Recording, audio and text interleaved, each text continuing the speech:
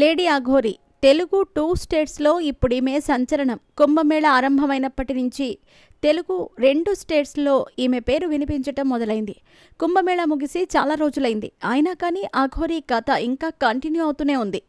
బట్టలు లేకుండా తిరగటంతో పాటు పోలీసులతో తగాదా పెట్టుకోవటం, తాగి ఇష్టం వచ్చినట్టు వాగటం దగ్గర నుంచి వర్షిణి అనే అమ్మాయిని ప్రేమ పేరుతో లేవదీసుకుపోవటం వరకు అన్ని వివాదాలే.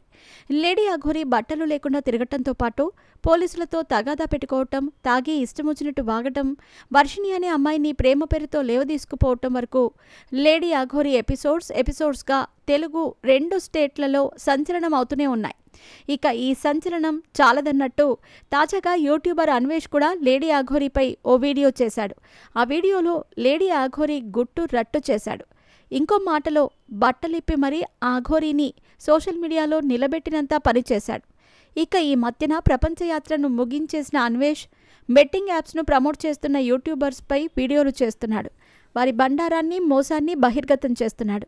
ఈ క్రమంలోనే లేడీ అఘోరిగా ఫేమస్ అయిన శ్రీనివాస్ బ్యాక్ ఎండ్ స్టోరీ చెబుతూ ఓ వీడియో చేశాడు అన్వేష్. అఘోరి అసలు పేరు శ్రీనివాస్ అని, అతను శ్రీనివాస్ నుంచి నాగసాధుగా, నాగసాధు నుంచి లేడీ అఘోరిగా ఎలా మారాడన్నది వివరించాడు. కటిక పేదరికంతో మగ్గిపోతున్న శ్రీనివాస్ అలియాస్ లేడీ అఘోరి తన చిన్నతనంలో సైకిల్ తొక్కుతూ ప్రమాదవశాత్తు తన ప్రైవేట్ పార్ట్స్ను కోల్పోయాడని చెప్పాడు. అంతేకాదు, ముళ్ళు లేని మగవాడు అంటూ చమత్కరించాడు.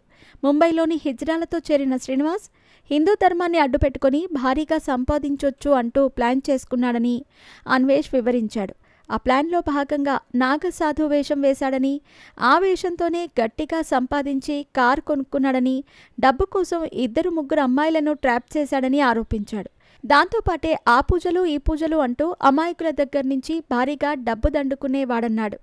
సోషల్ మీడియాలోనూ ఎంట్రీ ఇచ్చి పాపులర్ అయ్యాడని, బెట్టింగ్ యాప్స్ని ప్రమోట్ చేసి బ్యాంకు నింపుకున్నాడని చెప్పాడు అన్వేష్.